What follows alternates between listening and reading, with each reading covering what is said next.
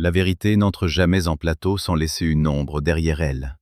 Chez Harry Roselmack, cette ombre a longtemps eu le visage du silence. Une élégance calme, une voix tenue, un regard qui semblait tout voir sans jamais tout livrer. Mais derrière l'homme de TF1, derrière le journaliste décoré et respecté, une autre histoire s'est ouverte. Divorce, rumeurs, amour inattendu, polémique. Alors, qui est vraiment Harry Roselmack quand les caméras s'éteignent? Avant que son nom ne devienne une évidence du paysage audiovisuel français, Harry Roselmack n'était pas encore cette silhouette droite, ce timbre posé, cette présence capable d'installer le calme au milieu du tumulte. Il était un enfant de Tours, né le 20 mars 1973, dans une famille où l'on ne confondait pas discrétion et effacement. Ses racines martiniquaises n'étaient pas un décor folklorique, mais une mémoire vivante, une manière d'habiter le monde avec pudeur, dignité, et cette conscience aiguë que certaines places ne se donnent jamais. Elles se conquièrent. Car chez lui, la vocation n'a pas surgi comme un coup de théâtre. Elle s'est installée tôt, presque en silence, à l'âge où d'autres rêvent de scène, de sport ou d'évasion. Lui, au lycée, s'approche déjà du micro. Radio Béton, à Tours, devient son premier territoire, une radio locale, brute, libre, imparfaite, mais assez vivante pour donner à un adolescent le goût du direct. Que cherchait-il alors? La célébrité? Probablement pas. Le pouvoir de dire? Peut-être. Le privilège d'être là où quelque chose se passe, d'attraper le mouvement d'une époque avant qu'il ne disparaisse? Très certainement. Ce détail compte. Il raconte un homme qui n'est pas entré dans le journalisme par la porte du prestige, mais par celle du terrain. 2 années à l'IUT de Tours, un DUT de journalisme, puis une formation en histoire. Harry Roselmack ne se contente pas d'apprendre à parler, il apprend à situer, à relier, à comprendre ce qui précède l'événement. L'histoire, chez un journaliste, n'est jamais un bagage décoratif. Elle empêche de croire que le présent est né ce matin. Elle apprend que chaque fait a une profondeur, chaque visage une origine, chaque silence une raison.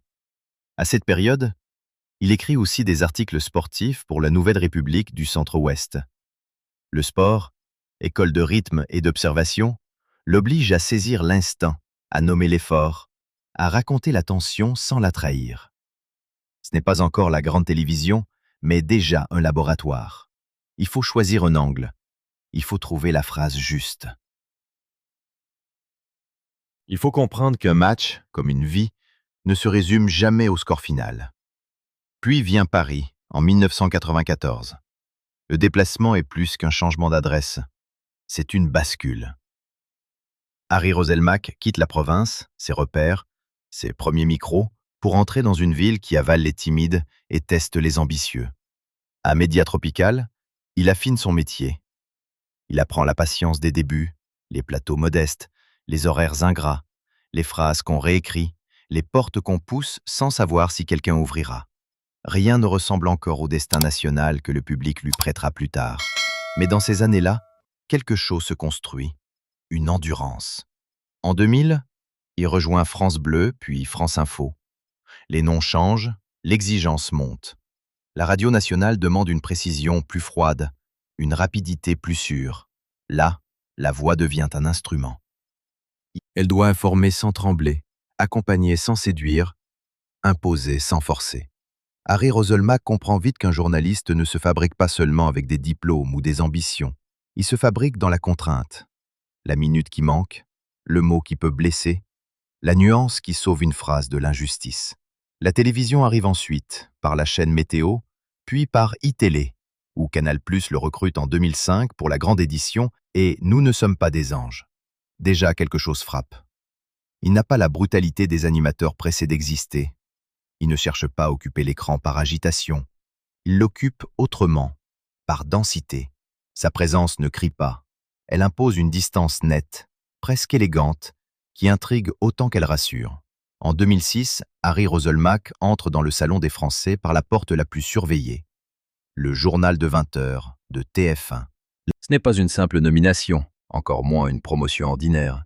C'est un événement médiatique, presque un séisme feutré. Le visage d'un journaliste noir apparaît à cette heure sacrée où la télévision française aime se regarder comme une institution. Soudain, Roselmack n'est plus seulement un professionnel compétent, il devient un signe, un symbole, une réponse possible à une vieille question que le pays posait sans toujours vouloir l'entendre. Qui a le droit d'incarner la France à l'écran? La chaîne lui confie d'abord le rôle de Joker de Patrick Poivre d'Arvor. Le mot paraît léger, presque sportif, mais la charge est immense. Remplacer PPDA, même provisoirement, c'est s'asseoir dans un fauteuil chargé de pouvoir, d'habitude, de hiérarchie invisible. Le téléspectateur ne regarde pas seulement les titres du jour, il examine le ton, la posture, le costume, la respiration.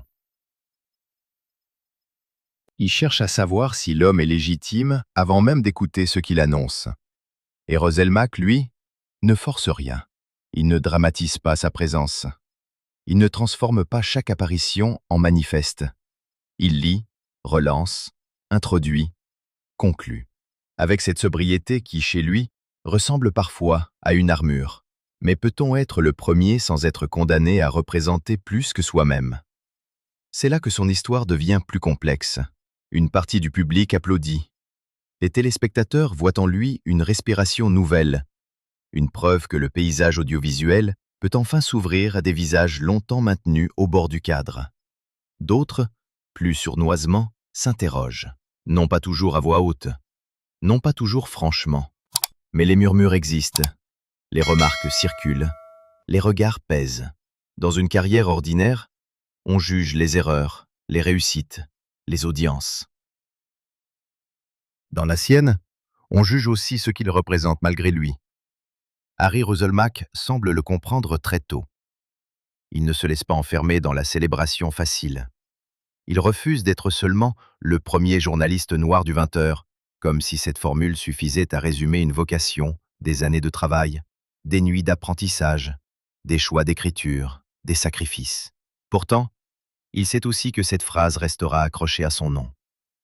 Elle lui ouvre une porte, mais elle peut devenir une cage. Comment avancer quand la société vous transforme en symbole avant de vous reconnaître comme individu? À partir de septembre 2006, une autre scène s'ouvre avec 7 à 8, qu'il co-présente d'abord avec Anne-Sophie Lapix. Le format lui va bien, moins vertical que le journal, plus narratif, plus proche des destins individuels. Là, Roselmack n'est plus seulement celui qui annonce le monde. Il devient celui qui accompagne des histoires humaines, des fractures sociales, des vies cabossées, des confidences fragiles. L'émission aime les récits forts, les personnages en bord de route, les révélations qui font basculer un dimanche soir dans une forme d'intimité collective. Quand Anne-Sophie Lapix quitte le programme, il poursuit seul à partir de 2008. Peu à peu, 7 à 8 se confond avec son visage. Il y installe son rythme, sa gravité, sa manière de tendre un sujet sans le précipiter. Le public s'habitue à cette présence mesurée, presque cérémonielle. Une voix qui semble dire « Regardez bien, derrière les faits, il y a des vies ». Mais cette même émission qui fera sa force deviendra aussi le lieu de certaines tempêtes. Car raconter les autres expose toujours à une question dangereuse. Jusqu'où peut-on aller pour faire voir une souffrance? En 2009, Harry Roselmack franchit encore un seuil avec Harry Roselmack en immersion. Le titre lui-même annonce une ambition plus risquée. Il ne veut plus seulement présenter. Il veut entrer dans le réel, s'y confronter, approcher ce que la distance du plateau protège parfois trop bien. L'émission l'envoie là où la France se regarde moins volontiers. Dans les quartiers, les marges, les tensions, les univers fermés, les zones où la télévision vient souvent chercher du spectaculaire, mais trouve parfois de l'humain.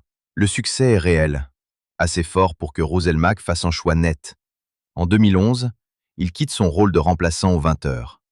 Certains y voient une prise d'indépendance, d'autres une stratégie. Peut-être est-ce simplement le geste d'un homme qui refuse de rester dans l'antichambre prestigieuse d'un trône qui n'est pas le sien. Pourquoi demeurer l'élégant remplaçant quand il peut bâtir un territoire à son nom? Pendant que la télévision lui donnait une place de plus en plus rare, Harry Roselmack gardait une part essentielle de sa vie hors champ. Ce n'était pas une coquetterie de star, ni un calcul grossier d'image. C'était plutôt une frontière, tracée avec fermeté, entre l'homme public et l'homme intime. À l'écran, il incarnait la mesure, Dans la vie, il semblait vouloir préserver ce que la lumière abîme souvent: le foyer, les enfants, les habitudes silencieuses, les fidélités qui ne se racontent pas. Son mariage avec Ghislaine Roselmack appartenait à cette zone discrète. Elle n'était pas une figure médiatique, pas une épouse de plateau, pas une présence cherchant à profiter du halo. Employée dans le secteur de l'aide médicale, Ghislaine représentait presque l'exact contraire du décor télévisuel: le concret, le soin, les journées utiles, les gestes sans projecteur. Ensemble, ils formaient un couple que le public connaissait peu, mais imaginait stable. Et peut-être est-ce justement parce qu'on n'en savait presque rien que l'on y projetait beaucoup. Mariés depuis 2001, Harry et Ghislaine traversent 2 décennies côte à côte. 20 ans dans le monde médiatique, ce n'est pas seulement une durée, c'est presque une anomalie. À une époque où les amours célèbres se consomment vite, où les séparations deviennent parfois des feuilletons, leur histoire avait l'apparence d'une maison tenue debout. 3 enfants viennent sceller cette image familiale: Omaya, Yanaël, Leroy. 3 prénoms rarement exposés, 3 présences que leur père protège autant que possible de la curiosité publique. Mais que sait-on vraiment d'un couple que l'on ne voit jamais vaciller? Rien, ou presque. On confond facilement le silence avec la paix. On prend l'absence de scandale pour une preuve de bonheur. On croit qu'une famille discrète est forcément une famille intacte. Pourtant, les fractures les plus profondes ne sont pas toujours celles qui font du bruit. Elles avancent parfois lentement, derrière les sourires maîtrisés, derrière les obligations professionnelles, derrière ces phrases simples que l'on répète pour tenir. Ça va, tout va bien, on avance. Chez Harry Roselmack, cette discrétion a longtemps fonctionné comme une protection. Elle renforçait même son aura. L'homme ne s'étalait pas. Il ne commentait pas ses nuits, ne livrait pas ses tensions, ne transformait pas ses enfants en accessoires de notoriété. Dans une époque obsédée par l'exposition de soi, cette retenue avait quelque chose de presque aristocratique. Mais elle avait aussi un revers. Lorsqu'une information finit par sortir, elle tombe plus lourdement, parce que le public n'a rien vu venir, parce que les silences anciens deviennent soudain suspects. À mesure que les années passent, Harry Roselmack reçoit des distinctions qui consacrent son parcours. En 2015, il est fait officier de l'Ordre des Arts et des Lettres. En 2021, il reçoit la Légion d'honneur. Ces décorations racontent la reconnaissance d'un pays envers un journaliste devenu figure. Mais elles disent aussi la distance entre l'image officielle et la vie intérieure. On peut être honoré par la République et traverser en même temps une crise intime que personne ne soupçonne. On peut apparaître solide, impeccable, presque inoxydable, et porter ailleurs une fatigue que les médailles ne soulagent pas. Puis vient l'été 2022, et avec lui cette étrange violence des vérités tardives. Le 1er juillet, Ghislaine Roselmack prend la parole sur Instagram. Pas avec fracas, pas dans une mise en scène de rancœur, mais avec la gravité de celles qui ont longtemps porté une histoire avant d'accepter de la déposer. Elle annonce que son union avec Harry Roselmack appartient désormais au passé, que la séparation ne date pas d'hier, qu'elle remonte en réalité à 2017, 5 années de distance intime, vécues sans communiqué tapageur, sans règlement de compte public, sans grand théâtre médiatique. Et soudain, tout change. Le public découvre qu'un couple qui croyait simplement discret était déjà défait depuis longtemps. Le choc ne vient pas seulement du divorce, il vient du décalage. 5 ans. 5 ans pendant lesquels l'homme continuait d'apparaître à l'écran avec la même maîtrise, la même élégance, la même voix sans éclat inutile. 5 ans pendant lesquels la vie privée, elle, avait déjà quitté l'image officielle. Combien de choses croit-on savoir d'un homme parce qu'il apparaît chaque semaine dans nos salons? Combien de vies imaginons-nous stables, simplement parce qu'elles ne demandent rien au scandale? Harry Roselmack confirme rapidement la séparation. Il ne charge pas Ghislaine. Il ne transforme pas l'échec conjugal en défense personnelle. Il maintient une ligne, celle du respect, notamment pour la mère de ses enfants et pour leur famille. Ce mot, respect, revient comme une digue. Il empêche le récit de sombrer dans le feuilleton. Mais il ne suffit pas à empêcher les interprétations, car à peine la rupture officialisée, une autre silhouette entre dans le champ. Jade Boisnet, jeune chanteuse connue sous le nom de Jade Chanel. Elle a 25 ans de moins que lui. Elle appartient à une autre génération, un autre univers, plus musical, plus exposé au réseau, plus spontané dans l'expression des sentiments. Là où Harry Roselmack a bâti sa réputation sur la retenue, Jade semble assumer une tendresse plus visible, plus contemporaine, plus directe. Le contraste intrigue. Il séduit certains, il en dérange d'autres. En septembre 2022, le couple apparaît publiquement lors d'un événement caritatif, puis à une soirée Dior. L'image circule. Harry Roselmack n'est plus seulement l'homme d'un divorce annoncé, il devient l'homme d'une nouvelle histoire. Et dans ce genre de transition, la chronologie devient aussitôt un tribunal. Qui savait quoi? Depuis quand? Pourquoi si vite, aux yeux du public, alors que la séparation remontait pourtant à plusieurs années? Les réseaux sociaux adorent les raccourcis. Ils n'aiment ni les nuances, ni les temps longs, ni les zones humaines où rien n'est jamais parfaitement propre. Des rumeurs apparaissent. Certaines suggèrent que la relation avec Jade aurait commencé avant l'annonce publique du divorce. D'autres vont plus loin, plus floues, plus venimeuses, évoquant une prétendue liaison homosexuelle ou une double vie. Mais là se trouve la frontière essentielle. Rien, dans ce tumulte, ne permet de transformer ces murmures en vérité établie. Harry Roselmack n'a jamais confirmé ces versions. Ce qui est connu, c'est la séparation ancienne avec Chris Lane, le divorce officialisé, puis la relation assumée avec Jade. Le reste appartient à cette zone trouble où la curiosité du public se déguise parfois en enquête morale. Et pourtant, ces rumeurs disent quelque chose, non pas forcément de lui, mais de notre époque. Un homme public peut-il refaire sa vie sans que chaque date soit disséquée comme une preuve? Une femme plus jeune peut-elle aimer un homme célèbre sans être réduite à un soupçon? Une séparation peut-elle exister sans coupable désigné? Dans le cas de Roselmack, la réponse semble difficile, tant son image avait longtemps reposé sur une forme de stabilité presque silencieuse. Jade Boisnet, elle, ne reste pas dans l'ombre. Sur les réseaux sociaux, elle partage des moments de bonheur avec Harry Roselmack, affichant une relation qui ne ressemble ni à une passade honteuse, ni à un secret mal assumé. Il y a dans cette visibilité quelque chose de nouveau pour lui. Comme si, après des années à protéger sa vie privée derrière une porte close, il acceptait qu'une partie de son intimité soit désormais lue, commentée, photographiée, parfois admirée, parfois jugée. Puis, comme souvent dans les carrières associées à la maîtrise, le danger ne vient plus seulement de la vie privée, il surgit du métier lui-même, de ce lieu où Harry Roselmack s'est construit, le récit des autres. 7 à 8, son royaume du dimanche, devient un miroir inquiet. À force d'entrer dans les blessures humaines, une émission rencontre une frontière, celle qui sépare l'information de l'exposition. L'affaire de cette femme escroquée par un faux Brad Pitt, manipulée par des images générées par intelligence artificielle et délestée de 830 000 euros, aurait pu n'être qu'un sujet sur la cruauté moderne. Elle disait la solitude, les pièges numériques, l'arnaque devenue théâtre. Mais après la diffusion, tout bascule. La victime devient une cible. Les réseaux sociaux rient, découpent, transforment sa détresse en spectacle. Raconter une humiliation, est-ce parfois la prolonger? Harry Roselmack comprend que le malaise dépasse la polémique ordinaire. Il présente des excuses, et la séquence est retirée des plateformes de TF1 pour protéger la victime. Le geste compte. Il suppose d'admettre qu'un sujet peut être défendable et humainement ravageur. On peut vouloir alerter et blesser. On peut tendre un micro et livrer quelqu'un à une foule sans visage. Ce n'est pas seulement l'animateur qui est interrogé, mais tout un système.